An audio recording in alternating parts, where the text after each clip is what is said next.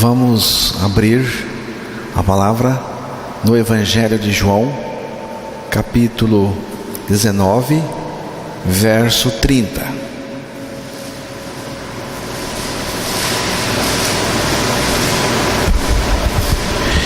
E quando Jesus tomou o vinagre, disse: está consumado. E inclinando a cabeça, entregou o Espírito. Que Deus revele a sua palavra aos nossos corações. E quando Jesus tomou o vinagre, disse: está consumado.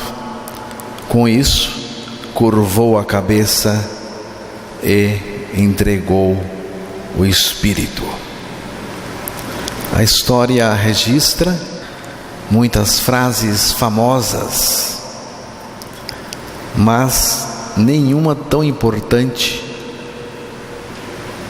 e essencial quanto esta de Jesus no Calvário: Tetelestai, está consumado. Tetelestai foi também a sua derradeira palavra. O que foi consumado? Foi consumado por Jesus na cruz o preço do pecado. O preço do pecado foi pago totalmente. A maldição que estava sobre nós foi destruída definitivamente. O trabalho da redenção estava agora realizado. E Ele fez isso por mim e por você. A palavra redentora, gritada por Jesus do alto da cruz, é a mesma palavra que um juiz romano escrevia sobre o certificado de dívida de um criminoso, para mostrar que a sua pena havia sido cumprida totalmente e que ele estava finalmente livre. Nesse sentido, está consumado significa que a nossa pena estava cumprida na morte de Cristo na cruz, para que fôssemos livres. Permanecer preso depois de liberto é sinal de insensatez, incredulidade e até burrice. A história da cruz de Cristo, está ligada direta e profundamente ao pecador. Portanto, a história da cruz está ligada à nossa história como pecadores. A morte é requerida de cada pecador, segundo a palavra de Deus. Cristo foi crucificado para morrer por nós, e ao morrer por nós, nos levar a morrer com Ele em consequência do pecado e para o pecado. Ele morreu por nós é o lado que fala do momento em que Ele assumiu a nossa causa, a nossa culpa e o nosso pecado. O outro lado é o lado da nossa morte com Cristo, em Cristo. Cristo nos fez seus parceiros de morte na mesma cruz. Ele morreu em nosso benefício para nos fazer morrer inseridos na sua morte. No caso de Jesus, a sua morte por nós foi um gesto de amor indescritível, oferecendo a sua vida sem pecado para cobrir o custo do pecado em nossa vida. E no nosso caso, a nossa morte em Cristo foi a justa manifestação da justiça de Deus para a nossa salvação. Jesus Cristo assumiu a cruz, mas nos colocou na sua experiência de crucificação e com Ele morremos. Experimentamos a nossa crucificação com Cristo como uma realidade de fé na palavra de Deus. Cristo no Calvário triunfou sobre o demônio e tudo que procede dele. Está consumado. Significa que o projeto da salvação dos homens está pronto e perfeito. Vamos melhorar? Não tem como e nem podemos. Qualquer coisa que você colocar, estraga. O projeto de salvação do Calvário está terminado e perfeito. Tudo está pronto. É uma salvação pronta. E não há nada que você possa acrescentar ao que Cristo fez por nós na cruz do Calvário. Ele fez tudo e nos convida apenas a participar. Como participar? Crendo, experimentando e agradecendo. Nada mais, porque Ele já fez tudo. Se você acrescentar alguma coisa, como obras, orações, penitências, batismos, usos e costumes, a cruz, você está perdendo o seu tempo e se constituindo um traidor de Jesus Cristo. Não há nada que possamos fazer que possa satisfazer a Deus.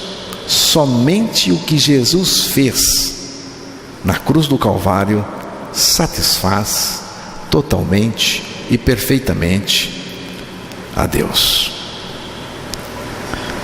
Então, é só receber e gozar esta graça maravilhosa de Deus. Na cruz do Calvário, Jesus carregou os nossos pecados e deu um fim em todos eles. E o nosso pecado, que representa a nossa velha natureza pecaminosa, foi destruído e tirado de nós. Na cruz do Calvário, eu fui crucificado com Cristo para o pecado. Na cruz, temos o perdão incondicional oferecido por Deus a cada um de nós. Na cruz, o diabo foi vencido e execrado. Na cruz, Cristo abriu o novo e vivo caminho para a presença de Deus pela sua carne rasgada. A vitória de Cristo no Calvário me garante salvação eterna. Você crê na vitória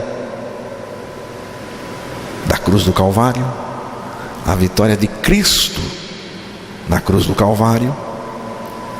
Lamentavelmente, no decorrer do tempo, os líderes religiosos, sabichões, acharam que o Evangelho é muito singelo. Então, estudaram meios para melhorar o Evangelho, ou seja, apresentar um Evangelho melhor, mais divertido ao povo. Acrescentaram muitas coisas, diminuíram outras coisas do Evangelho, inovaram, fizeram arranjos, colocaram pompas e ostentação. Depois, alguns estudaram mais e ficaram sabidos, acrescentando mais coisas ao Evangelho. Ficou divertido, mas cadê o Evangelho? Onde foi parar o Evangelho? Onde está o Evangelho? Cadê a singeleza e a pureza devidas a Cristo e ao Evangelho? Ninguém vê mais. Você encontra muita religião, você encontra muita teologia, muitos ensinos, invencionices, mas cadê o Evangelho? Acabou, não tem mais. Alguém poderá dizer: você está sendo muito radical. Não, eu não sou radical. A palavra de Deus é radical. Deus é radical. Eu estou apenas querendo salvar você do dano da religião, do dano da teologia pós-modernista que campeia em quase todas as igrejas deste país. Antes de Cristo morrer, Jesus gritou forte: está consumado, missão cumprida, tudo está feito. O que eu tenho que fazer? Nada, Ele já fez tudo. Eu dou graças a Deus pela obra terminada na cruz do Calvário. Jesus consumou a obra que o Pai lhe confiou para realizar na terra. Não são obras, mas obra no singular. Todas as suas obras, as obras de Jesus, todas as suas obras na terra, Ele poderia ter feito sem vir à terra. Mas a obra que o Pai lhe confiara a fazer, para fazê-la, Ele teria que vir. Pelo seu poder, Ele fez o homem.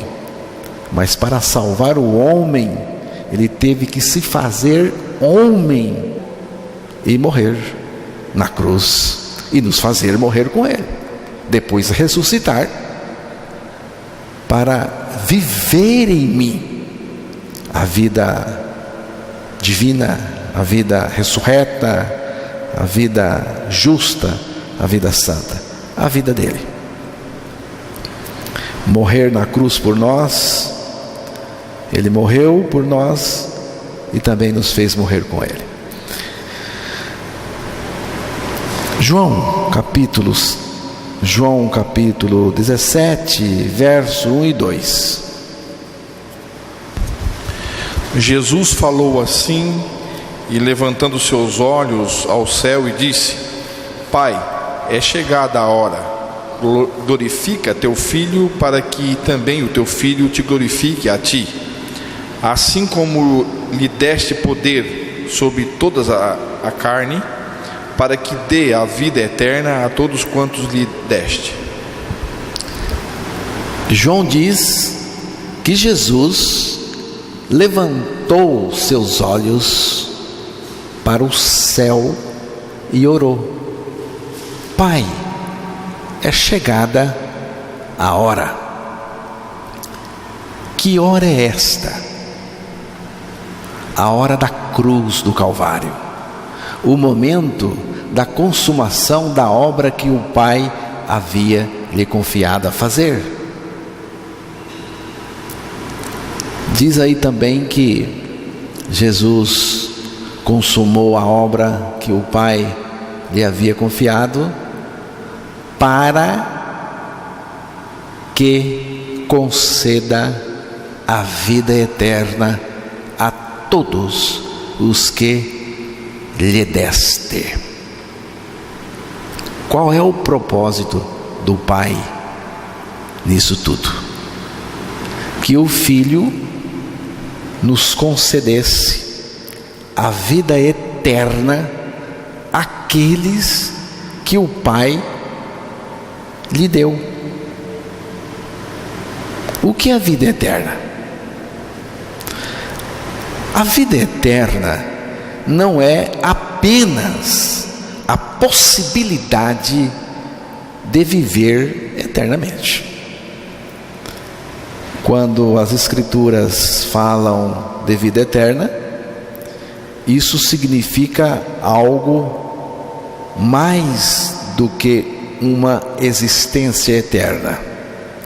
Até os pecadores, ímpios e perversos, terão uma existência eterna no inferno. Jesus identifica esta vida com Ele mesmo. Ele identifica esta vida eterna com Ele mesmo e com o Pai. João capítulo 5, verso 20. Porque o Pai ama o Filho e mostra-lhe tudo o que faz, e Ele lhe mostrará maiores obras do que estas, para que vos maravilheis. Tá. 1 João capítulo 5, verso 20.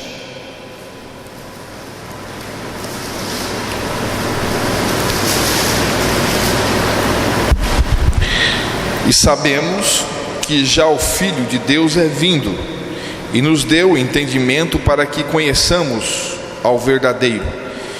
E no que é verdadeiro estamos, isto é, em seu Filho Jesus Cristo. Este é o verdadeiro Deus e a vida eterna. Vejam bem aqui. A palavra diz acerca de Jesus, e nós estamos vivendo naquele que é verdadeiro, em seu Filho Jesus Cristo. Este é o verdadeiro Deus e a vida eterna. Cristo em mim é esta vida eterna. A vida eterna é Cristo em mim. Cristo em mim, vivendo sua vida ressurreta, justa, santa e eterna.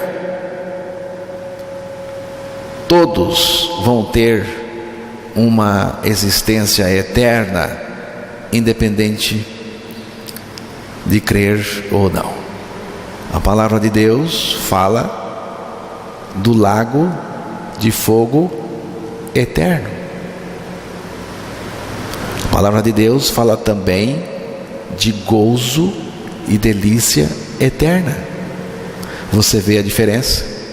Jesus em mim é o gozo e a delícia eterna, mas o lago de fogo eterno é o horror eterno.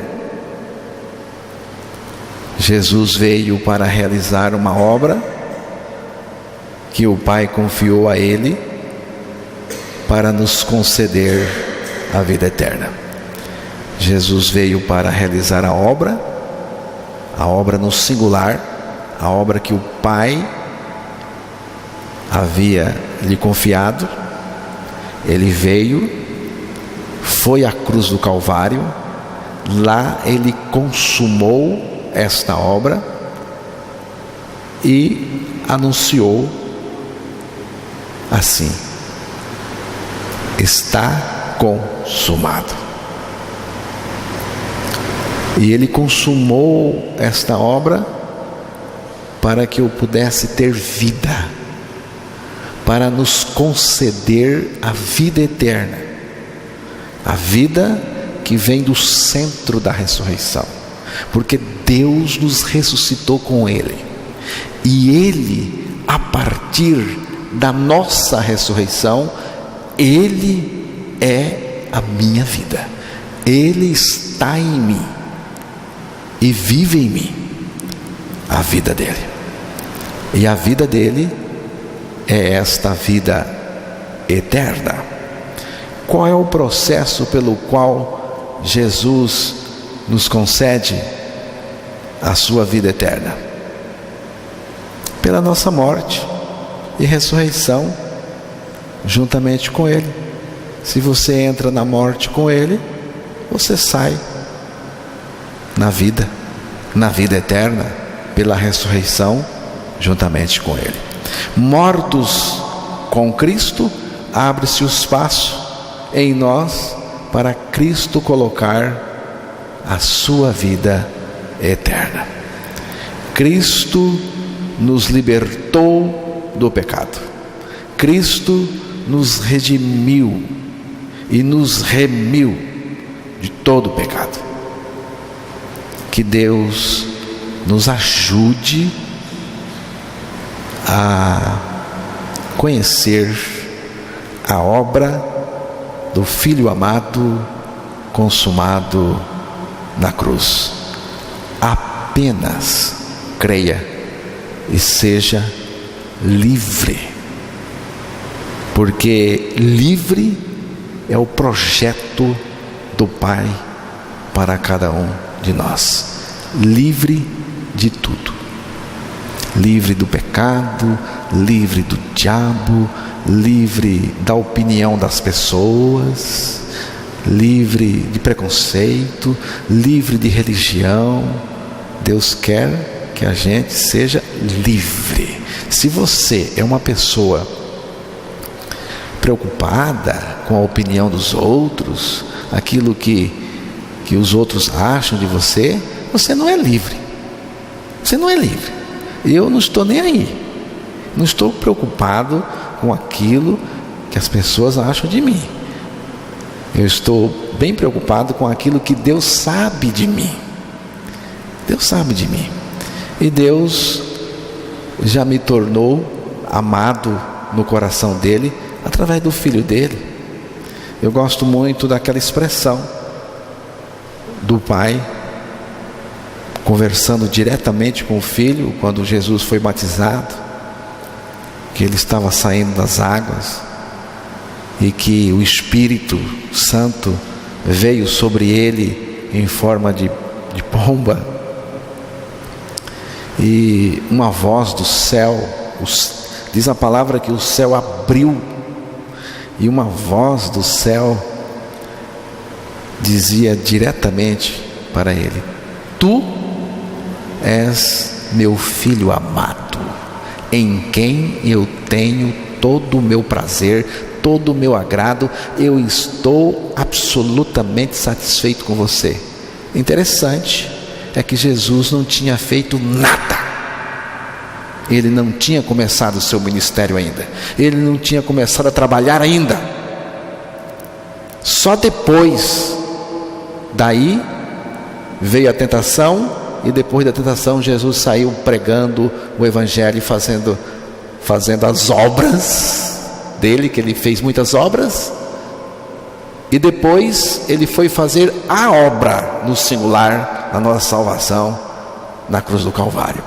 Então Deus estava dizendo: você é o meu Filho amado antes de qualquer coisa. Você não vai fazer coisas que eu goste para você ser aprovado, não. Você já está aprovado. Você é meu filho amado. Deus não está preocupado com aquilo. Ele já me aprovou e eu estou aprovado. Então, se vocês me desaprovarem, se vocês me chatearem, eu não estou nem aí, porque eu estou aprovado diante de Deus. Eu sou livre. Eu sou livre do pecado, eu sou livre do diabo, eu sou livre da opinião do mundo, eu sou livre da opinião dos meus irmãos, vocês, nascidos de novo. Eu sou livre de tudo. É assim que Deus quer que a gente viva, livres, libertos, totalmente. Porque se não for assim, não vale a pena não. Não vale a pena não. Mas o Evangelho é o Evangelho da libertação, porque Jesus disse: se pois o Filho vos libertar, como é que vai ser a libertação? Meia boca? Mais ou menos? Metade? 80%?